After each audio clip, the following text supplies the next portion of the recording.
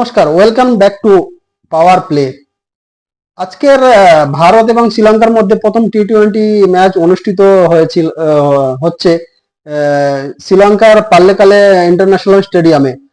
তো শ্রীলঙ্কা ক্যাপ্টেন আশালঙ্কা প্রথমে টসে জিতে তিনি বোলিং করার সিদ্ধান্ত নেয় এবং ভারত প্রথমে ব্যাটিং করে। তো প্রথমে বলে রাখি যে আমি এর আগের ভিডিওতে আমি যে প্রেডিকশন করেছিলাম সেই প্রেডিকশনে 99% একেবারে মিলে গেছে। শুধু একজন প্লেয়ারকে আমি আমার প্লেইং ইলেভেনে রাখিনি, তাকে খেলানো হয়েছে, যে রিয়ান পরাগকে আমি আমার প্লেইং ইলেভেনে আমি রাখিনি। তো রিয়ান পরাগ তিনি প্লেইং ইলেভেনে জায়গা পেয়েছে খলিল আহমেদের জায়গায়। তো আমার যে প্রেডিকশন ছিল সেটা 99% মিলে গেছে। আসি আজকেরকার ম্যাচে যদি আসি, ভারত প্রথমে ব্যাটিং করে শ্রীলঙ্কা ক্যাপ্টেন আশালঙ্কা প্রথমে টসে জিতে তিনি ফিল্ডিং এর সিদ্ধান্ত নেন এবং ভারতকে ব্যাটিং করতে পাঠায়।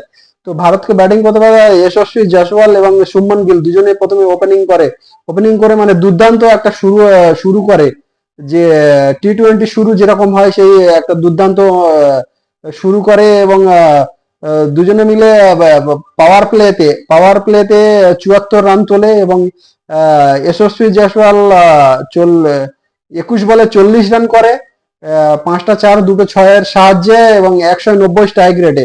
তো যশস্বী জয়সওয়াল দুর্দান্ত ফর্মে ছিল এবং দুর্দান্ত খুব সুন্দর 190 স্ট্রাইক রেটে তিনি 40 রানের একটা দুর্দান্ত ইনিংস খেলেন।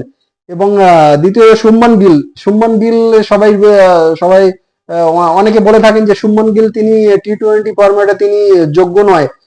তিনি ওডিআই এবং টেস্টে ঠিক আছে, কিন্তু টি-20-তে তার জায়গা হয় না। কিন্তু শুভমন গিল আজকে তিনি প্রমাণ করেছেন যে হ্যাঁ, টি-20-তেও তিনি যোগ্য ব্যাটসম্যান এবং আম, ভারতের টি-20 টিমের ভবিষ্যৎও তিনি। তো তিনি 16 বলে 34 রান করেছেন 212 স্ট্রাইক রেটে। তো 6টা 4 এবং একটা 6-এর সাহায্যে তিনি 34 রান 116 বলে তিনি করেছেন।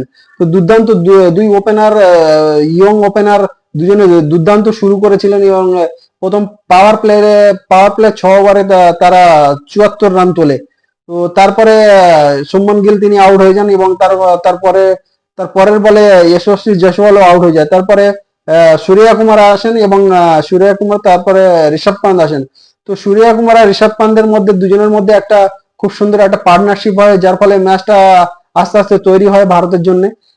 সূর্য কুমার যাদব তিনি 26 বলে 58 রান করেন 223 স্ট্রাইক রেটে এবং 8টা 4 এবং 2টো 6-এর মাধ্যমে তিনি 58 রান তোলেন। এবং ঋষভ পান্ত তিনি প্রথম দিকে স্লো খেলছিলেন, তারপরে আস্তে আস্তে তিনি তার যে আসল খেলার মান তিনি আস্তে আস্তে দেখাতে শুরু করেন। তিনি 33 বলে 49 রান করে 148 স্ট্রাইক রেটে 6টা 4 এবং একটা 6-এর মাধ্যমে।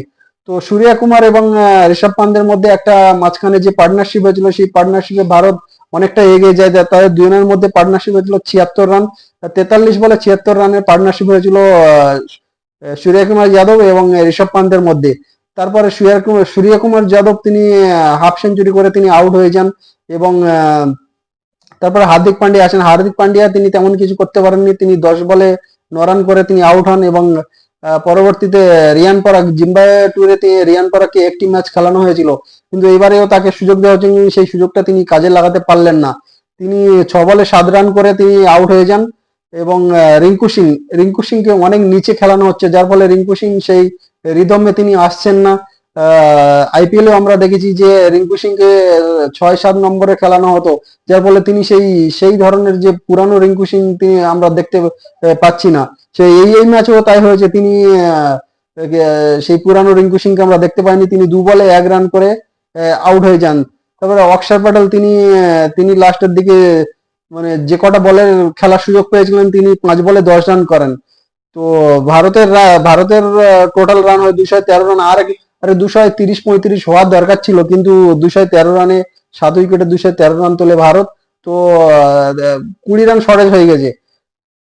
তো শ্রীলঙ্কার বোলিং লাইনে যদি দেখি, শ্রীলঙ্কা মধুশঙ্কা 3 ওভারে 45 রান দিয়ে একটি উইকেট নিয়েছে এবং অসিতা ফার্নান্ডো তিনি 4 ওভারে 47 রান দিয়ে একটি উইকেট নিয়েছেন।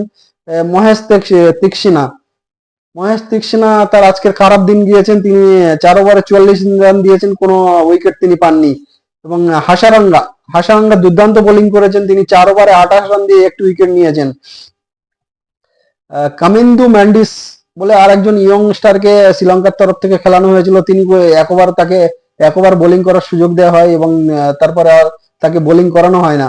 তো তারপরে মাতিসা পাতিরানা একদম আইপিএল এ চেন্নাই সুপার কিংস এর হয়ে তিনি দুর্দান্ত খেলেন এবং এই ম্যাচেও দেখা গেছে পাতিরানা মানে খুব সুন্দর পারফরমেন্স করেছে, তিনি 4 ওভারে 40 রান দিয়ে 4টে উইকেট নিয়েছেন। তো মেন উইকেট গুলো পাতিরানা নিয়েছেন, নাহলে ভারতের স্কোর আরো অনেক দূর চলে যেত, 230-40 পর্যন্ত হয়তো যেতে পারতো। আর শ্রীলঙ্কার তরফে শ্রীলঙ্কার যে এইরকম মানে আজকের ম্যাচে যদি শ্রীলঙ্কার ফিল্ডিং একেবারে সব থেকে বাজে ফিল্ডিং করেছে তারা। কমসে কম 20 থেকে 25 রান তারা বাজে ফিল্ডিং এর জন্য তারা বাজে ফিল্ডিং এর জন্য তারা দিয়েছে 20 থেকে 25 রান। তো ভারতীয় বোলিং তো ভারতীয় ব্যাটসম্যান যারা ছিল তারা মোটামুটি ভালো পারফরমেন্স করেছে, কিন্তু স্কোর 20 রান শর্টেজ হয়ে গেছে, আরো 20-25 রান হতে পারতো, 213 থেকে থেমে যায়। তো এরপরে দেখার দ্বিতীয় ইনিংসে ভারতীয় বোলাররা তারা কেমন পারফরমেন্স করে। আশা করি রবি বিষ্ণয় এবং অক্ষর প্যাটেল যে দুজনে মানে খুব সুন্দর বোলিং করবে এবং আর্শদীপ সিংহ তিনি এই তিনজন বোলারের উপর মানে অনেক আশা আছে যে তিনজনে খুব সুন্দর বোলিং করবে। বিশেষত রবি বিষ্ণয় খুব সুন্দর বোলিং করবেন বলে মনে হচ্ছে। তো দেখা যাক কি ভারতীয় বোলাররা কেমন পারফরমেন্স করে।